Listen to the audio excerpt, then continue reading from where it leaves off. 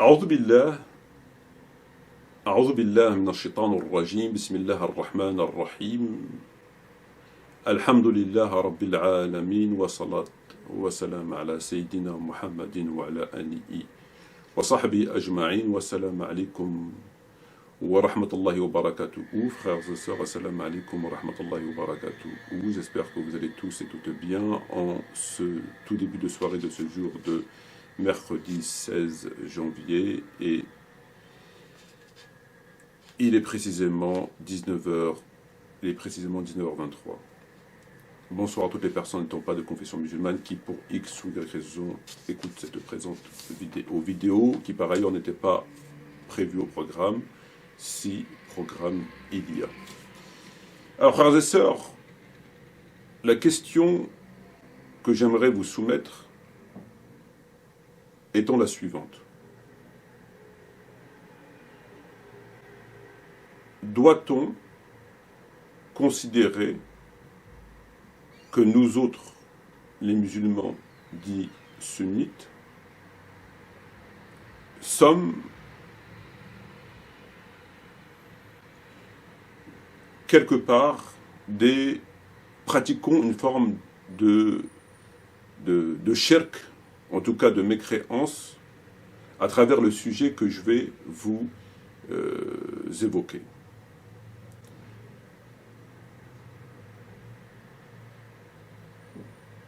La question qui se pose et qui finalement s'impose est la suivante. On nous dit, de façon tout à fait claire et péremptoire, que dans l'islam, nous avons deux sources.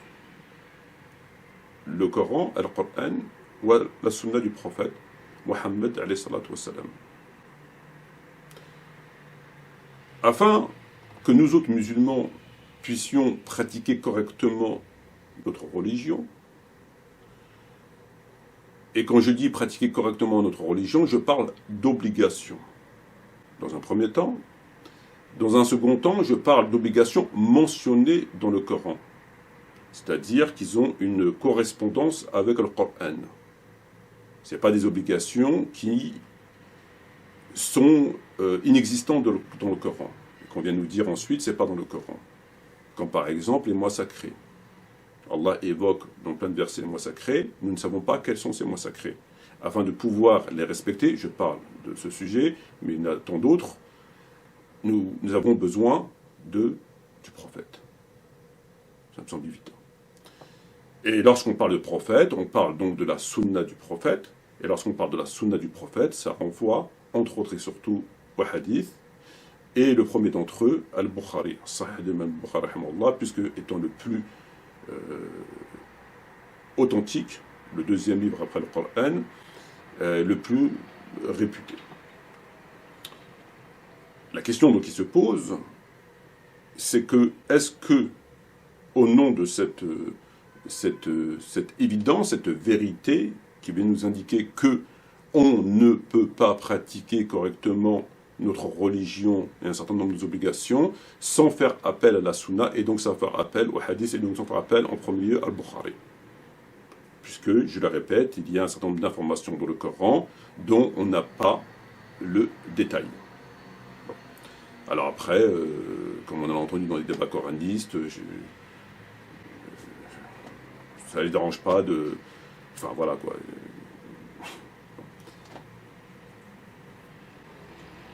Donc c'est ça la question. C'est ça la question. Il y a le sujet plus largement concerne la discipline du hadith, al-tafsir, et à moindre mesure la sira. En tout cas, la discipline qui est en rapport direct avec le prophète. Al-Tarikh, c'est notre histoire. Il y a d'autres livres en ce sens, mais ils sont relativement secondaires par rapport à cette discipline qui est le hadith et le tafsir. Le hadith, pourquoi ? Le hadith, parce que dans le hadith, nous avons l'information, non pas le complément d'information, mais je dirais l'autre partie, la partie manquante. C'est plus que le complément d'information. C'est la partie manquante. Lorsque Allah parle des mois sacrés, il ne dit pas c'est laquelle. Donc il manque l'autre partie pour qu'on puisse les connaître, ces mois sacrés que parle le Coran. Et donc, c'est dans la Sunna. Donc, la discipline du hadith comporte des informations qui sont indispensables afin de pratiquer un certain nombre d'obligations. Le tafsir, c'est à moindre mesure.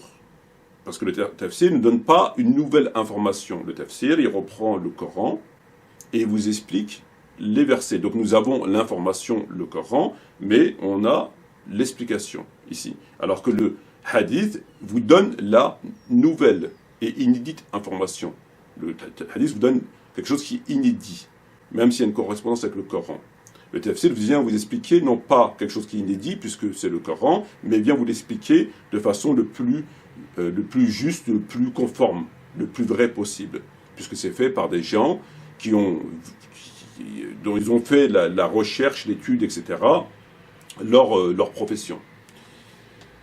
Sauf que le Coran, un grand nombre de versets sont clairs, donc lorsqu'on a des tafsirs en général, ils n'apportent pas davantage d'informations.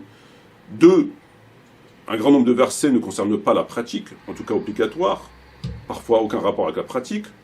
3, ce sont des versets qui n'ont donc aucun rapport avec la pratique. Il existe un certain nombre de versets néanmoins qui ont qui sont une injonction, qui sont en rapport avec notre pratique et qui sont d'ordre obligatoire. Que ce soit le pèlerinage, les mois sacrés, etc. Et là, nous avons besoin de l'explication le plus juste possible, qui vient nous éclairer par rapport à ce que Allah a dit dans tel verset. Bon, verset abrogé, pas abrogé, etc., etc. Donc, toutes les deux disciplines, le hadith et le tafsir, sont des disciplines tout à fait indispensables, quoique le hadith c'est vraiment voilà, c'est l'information inédite. C'est la discipline la plus importante en rapport avec nos obligations, qui comporte l'information inédite. Très bien. Alors, la question qui se pose maintenant, ayant constaté cette vérité qu'on a déjà évoquée dans des débats avec les coranistes, ce qu'on appelle la correspondance. Donc nous, on constate ça. J'ouvre le Coran, on voit ces informations, ces obligations, on n'a pas la réponse. Bon, il faut trouver la réponse chez le prophète. Le Coran lui-même, dans les versets, nous renvoie au prophète. Le prophète étant une autorité qui légifère et qui nous apporte on ne peut pas dissocier le Coran et le prophète. Quand nous, on a constaté cette vérité, que tous les savants ont constaté, mis à part, on ne peut pas le considérer comme savants, mais les hérétiques de tous bords, les savants n'ont jamais divergé sur ce point. Donc nous, on constate une vérité, je veux dire, c'est clair. Néanmoins, à présent, que vient-on nous dire? Et c'est là où ça devient intéressant. On nous dit que si on rejette Al-Bukhari, je parle de Bukhari, mais c'est pour parler de la discipline du hadith, ou, à moindre mesure, les tafsirs, mais restons dans ce qui est indispensable, dans l'inédit, si on rejette Al-Bukhari, on est par conséquent plus musulman. En tout cas, notre pratique n'a plus aucun sens. Une partie de notre pratique n'a plus aucun sens, puisque on n'a plus l'information indispensable quant à l'obligation telle et telle qui est mentionnée dans le Coran. C'est ce qu'on nous dit. Donc on a besoin, Bukhari c'est indispensable. C'est indispensable pour la question de la correspondance avec le Coran.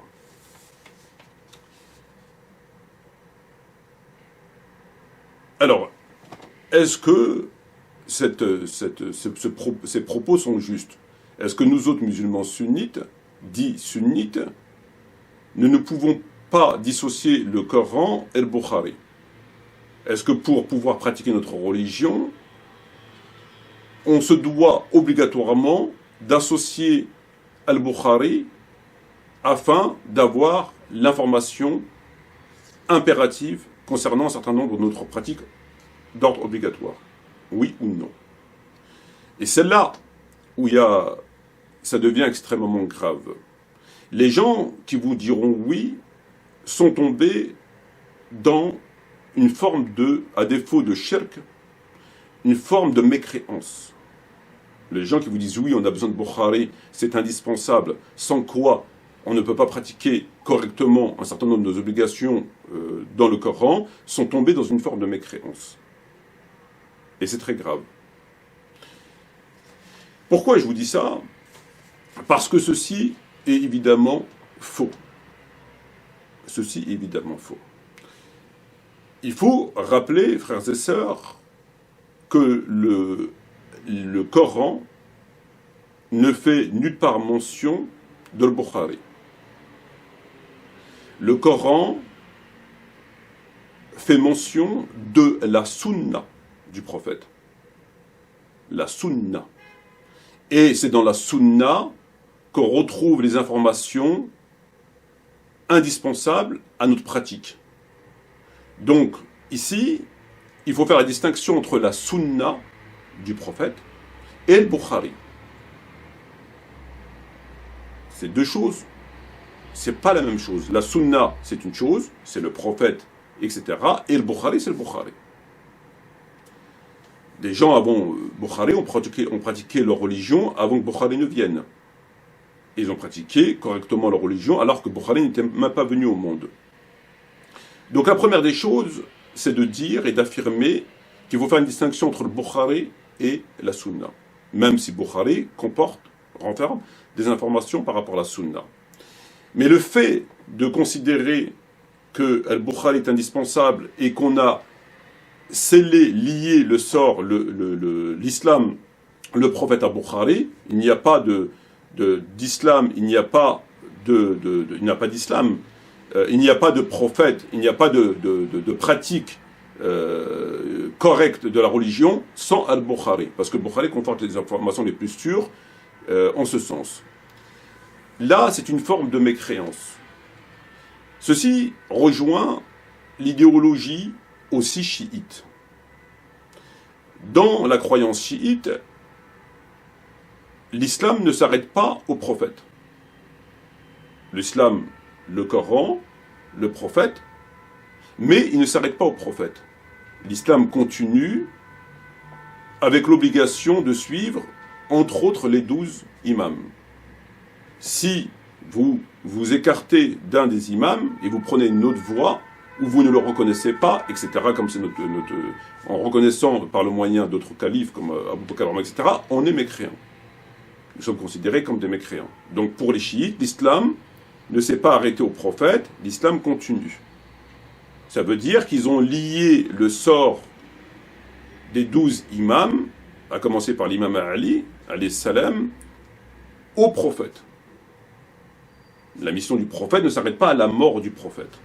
La révélation s'arrête à la mort du prophète, mais la mission du prophète ne s'arrête pas. On doit continuer obligatoirement, sans quoi nous ne sommes plus musulmans, de suivre les 12 imams. Eh bien nous avons la même chose. Nous avons la même chose à travers le cas de Omar ibn Khattab, radiyallahu anhu. Le cas d'Omar ibn Khattab est similaire à moindre mesure aux chiites. C'est-à-dire que ce que va faire Omar ibn Khattab, ça rentre dans la aqidah. Puisqu'à Omar ibn Khattab, ils ont accordé une sacralité, comme les chiites ont accordé une sacralité aux 12 imams. Chez nous les sunnites, on a accordé une sacralité à Omar, entre autres et surtout. Alors que la sacralité ne concerne que le Coran et le prophète. Le Coran, le prophète et personne d'autre, à part le Coran et le prophète. C'est mon avis. Alors que nous, dans la croyance sunnite, on accorde aussi une sacralité à Omar. En ce sens où toute critique ou tout acte que fera Omar, entre des tarawih, rentre dans le cadre d'une pratique que l'on doit considérer comme faisant partie de l'islam. C'est exactement comme les chiites. C'est pareil. Il n'y a pas de différence entre Omar et le prophète. Si Omar fait la tarawih, c'est donc bien. Peu importe le raisonnement qu'on aura, mais s'il l'a fait et que le prophète ne l'a pas fait, c'est donc bien. Si Omar a imposé le nombre de 4 takbir pour retirer la janaza alors qu'à l'époque du prophète c'était ouvert, c'est donc bien, etc., etc. Et celui qui va s'écarter de cette pratique va être considéré, comme on l'a vu pour Tarawih, dans un savant, enfin pseudo-savant saoudien me semble-t-il, on est mécréant. Donc le fait de rejeter une pratique qui vient que d'Omar est un annulatif de l'islam. Comme le fait de rejeter le Coran ou rejeter une pratique du prophète. Ben, par rapport à Omar, c'est exactement la même chose. On a ajouté à cela le livre. Al-Bukhari, c'est exactement la même chose. Si on rejette Al-Bukhari, moi demain je dis je veux pas de Bukhari. C'est un annulatif de l'islam. Parce que Bukhari est lié au prophète. Il est lié par quel moyen? Par le moyen qui comporte des informations indispensables à notre pratique. Donc si tu rejettes Bukhari, tu n'as pas ces informations indispensables à ta pratique inédite, et par conséquent, tu ne peux pas pratiquer ta religion, et par conséquent, comme vous vous retrouvez un petit peu dans la position des coranistes, qui rejettent, eux, non pas le Bukhari, mais la discipline du hadith. Donc ils vont vous considérer comme des coranistes. Le simple fait de rejeter Bukhari, vous avez le statut de quelqu'un qui a rejeté ce que je vous explique, et par conséquent, vous avez le même statut qu'un coraniste. Alors que le coraniste, lui, a rejeté tout le hadith, et non pas Bukhari ou pas Bukhari. C'est la même chose, c'est exactement la même chose. Mais est-ce que, s'il n'y a plus de Bukhari, est-ce que ça veut dire qu'il n'y a plus de Sunna? S'il n'y a plus de Bukhari, est-ce que ça veut dire qu'il n'y a plus de Sunna? C'est ça la question, parce que nous autres, on doit être intéressés par qui? Nous, ce qu'on recherche dans notre démarche, c'est quoi? C'est pas qu'il s'appelle Bukhari ou qu'il s'appelle pas Bukhari. C'est d'avoir l'information inédite qui nous permet de savoir comment on fait pèlerinage, quels sont les mois. C'est ça qui nous intéresse. Si on l'a, qu'elle vient de Bukhari, qu'elle vient de quelqu'un d'autre, pour nous, ça nous suffit. Il n'y a pas de souci. Donc, si on rejette Bukhari, est-ce qu'on a rejeté pour autant la sunna du prophète? Évidemment que non. Évidemment que non. On peut très bien rejeter le Bukhari et avoir l'information indispensable dans notre pratique. Il faut savoir que dans le Bukhari, 70%, 80% des textes n'ont pas de rapport avec ce qui est obligatoire. Voire 90% des textes n'ont pas de rapport avec ce qui est indispensable, la correspondance. C'est des informations, XY, mais est-ce que ça a un rapport avec la correspondance? Non. Au moins 90%. Pour ne pas dire plus. Et 70% environ n'ont pas de rapport avec le prophète. C'est-à-dire avec le prophète au sens, pas que ce soit obligatoire ou pas, mais quelque chose qui a un lien avec le prophète. Souvent, ça touche des textes qui nous parlent de ceci, de cela, de machin, etc., mais qui n'ont pas de rapport avec le prophète. Donc c'est pas Kitab la Sunna. C'est le livre c'est pas la Sunna, c'est pas le prophète.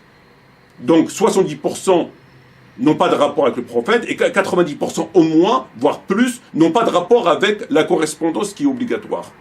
Déjà, il faut le savoir. Mais on a dedans des informations, quand même, qui ont un rapport avec la correspondance. Par exemple, si je prends Al-Bukhari, et il vous dit dans le Bukhari, par exemple, le prophète Mohammed sallam a dit, lorsqu'Allah a créé les cieux et la terre, et l'année des 12 mois, dont 4 sont sacrés, 3 se suivent. Et donc, il donne les mois sacrés. Donc, il y a Muharram, il y a Dhul Hijjah, Dhul Qa'ida, etc. Donc, il vous donne les 4 mois sacrés. Ces 4 mois sacrés qui sont dans le Coran. Donc, ça, cette information, elle est capitale pour pouvoir avoir savoir ce que sont les mois sacrés. Après, est-ce qu'elle est authentique? C'est une autre histoire. Est-ce qu'elle a été abrogée? C'est une autre histoire. C'est une autre histoire. Néanmoins, ce hadith, les 4 mois sacrés, le prophète est dans le Bukhari, ça rentre dans le cadre de la correspondance, que Allah dit, Dieu a créé les mois, etc., les 4 mois sont sacrés, etc. Et on doit le savoir. Donc dans le Bukhari, il y a des textes qui sont comme ça. Mais il y en a combien? Il y en a très peu. Déjà, il faut le savoir. Ensuite, donc là, on peut se dire, oui, d'accord, donc 70%, 80%, ok, pas de problème, il reste 2 ou 3% qui ont une correspondance avec le Coran, et c'est indispensable, sans quoi on ne peut pas, très bien. Mais ce qu'il faut savoir, c'est que ces textes-là sont aussi dans d'autres livres, qui sont venus avant, pendant et après Bukhari. Bukhari n'a pas d'exclusivité sur ces textes-là. Il n'y a pas d'exclusivité. Il n'y a pas que lui qui rapporte ça. Donc, on peut très bien se référer à notre livre et savoir quelles sont ces informations qu'on a besoin, qui sont de l'ordre d'une poignée de pourcents, sans se référer à Bukhari. Ça veut dire quoi en d'autres termes? Ça veut dire qu'on peut écarter Bukhari, mais sans pour autant, ne veut pas dire qu'on écarte la sunna.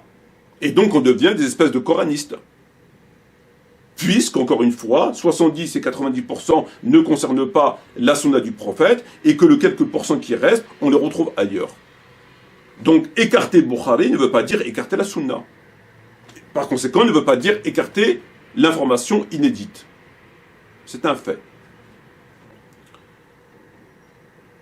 La sunna, quand je parle de sunna, en ce sens que je vous évoque, c'est ce qui est indispensable, ce qui est obligatoire, qu'on doit obligatoirement savoir pour pratiquer notre religion. Alors, une approche entre l'idéologie chiite et l'idéologie sunnite concerne, on va prendre la question du jour de jeudi, le Yom al-Khamis. Le prophète Mohammed, comme vous devez probablement savoir, souffrant, alité, dit donnez-moi de quoi écrire, je vais vous faire un écrit qui vous empêchera de vous égarer après ma mort. C'était un jeudi. Le prophète est mort un lundi. Très bien. On l'en a en empêché.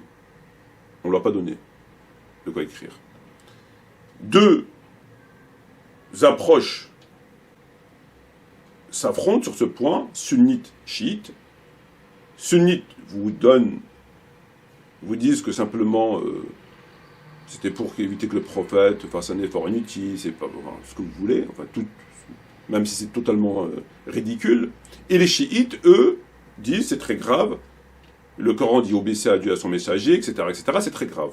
Mais ils ne se contentent pas de dire c'est très grave. Et que c'est un péché que d'empêcher le prophète, de désobéir au prophète, etc. Ils vont plus loin. C'est écrit rentre dans le cadre de leur croyance, puisque la mission du prophète continue. Donc il ne s'arrête pas. L'analyse qu'on doit avoir du jour de jeudi elle doit rester purement historique. Pourquoi? Est-ce que cet écrit doit rentrer dans la croyance? Est-ce qu'on doit considérer que cet écrit nous est indispensable pour pratiquer correctement notre religion?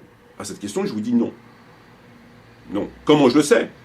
Par la simple bonne raison que s'il aurait été indispensable pour pratiquer correctement notre religion, donc on rejoint l'idée de la correspondance et tout ce qui est en rapport avec l'information inédite, c'est que le prophète l'aurait fait. Ou alors on considère que le prophète n'a pas accompli sa mission. Comme les chiites le reprochent lorsqu'on fait les tarawih, les chiites vous disent Allah dit dans le Coran, aujourd'hui j'ai pas arraché votre religion. Donc la religion est terminée, la porte elle est fermée. Celui qui dit qu'il y a des bonnes innovations considère que le prophète a trahi sa mission. Effectivement, celui qui dit qu'il y a des bonnes innovations considère que le prophète a trahi sa mission. Ça veut dire qu'il manque etc. La question du jour de jeudi, c'est exactement la même chose. Ça veut dire qu'ils considèrent que ça rentre dans le cadre de la croyance. Alors qu'en vérité, je vous dis que non, parce que si c'était le cas, le prophète l'aurait fait, personne ne l'aurait empêché.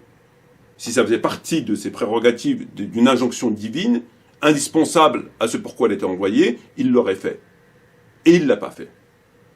Et Allah, par ailleurs, a parachevé la religion. Donc nous, on doit le voir